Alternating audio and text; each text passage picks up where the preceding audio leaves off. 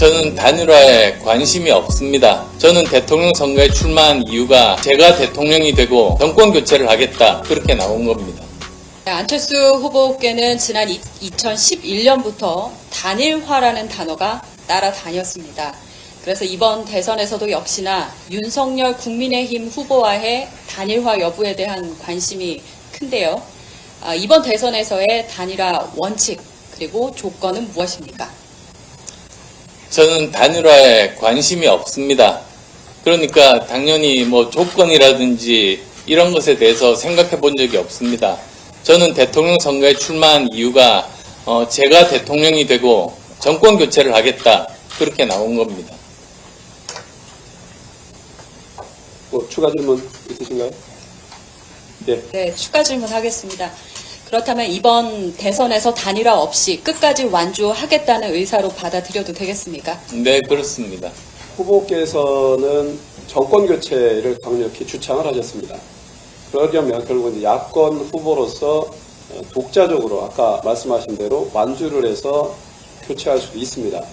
그런 경우의 수로 보면 낮은 지지도에서 도약을 하는 게 현실이고, 또 지지도는 등락을 거듭할 수가 있습니다.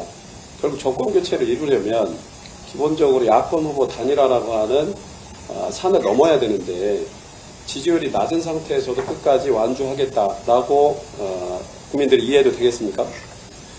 저는 누가 더 정권 교체의 적임자인지, 누가 더 정권 교체를 위한 확장성이 있는 후보인지를 국민들께서 판단하고 선택해 주실 거라고 믿습니다. 저는 그 문제는 정치인들끼리 왈가왈부할 그런 문제가 아니라고 생각합니다.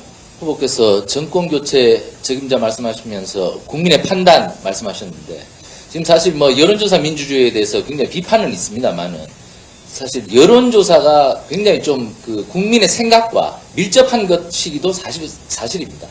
그렇다면 여러 여론조사에서 안철수 후보와 제1야당의 후보가 힘을 합쳐서 공동정권을 만들어서 정권교체를 한번 이뤄보라는 국민적 여론조사 지지율이 굉장히 높게 나온다면, 그때는 아까 말씀하셨던 것과 조금 다른 판단이 가능하신지 그 부분에 대해서 한번 설명 부탁드립니다.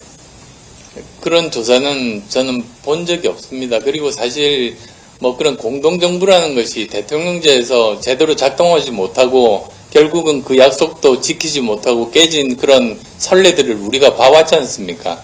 오히려 저는 그 확장성이 있는 후보가 국민의 선택을 받아서 정권 교체를 하고, 그리고 그 내각을 국민 통합 내각으로 만드는 것이 그게 옳은 방향이라고 생각합니다. 프랑스의 마크롱 대통령이 당선이 됐습니다.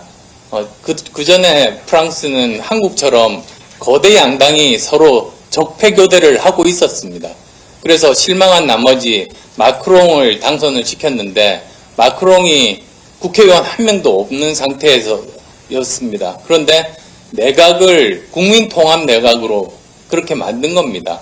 여야 또는 진보 보수를 가리지 않고 그 분야 최고의 인재를 썼습니다. 그래서 프랑스에서 70년간 고치지 못했던 노동개혁, 프랑스의 병이라고 불리는 그것을 했던 겁니다. 그래서 우리가 지금 현재 못하고 있는 그런 부분들은 국민통합 내각을 통해서 한 단계 더 뛰어넘을 수 있다, 그렇게 말씀드립니다.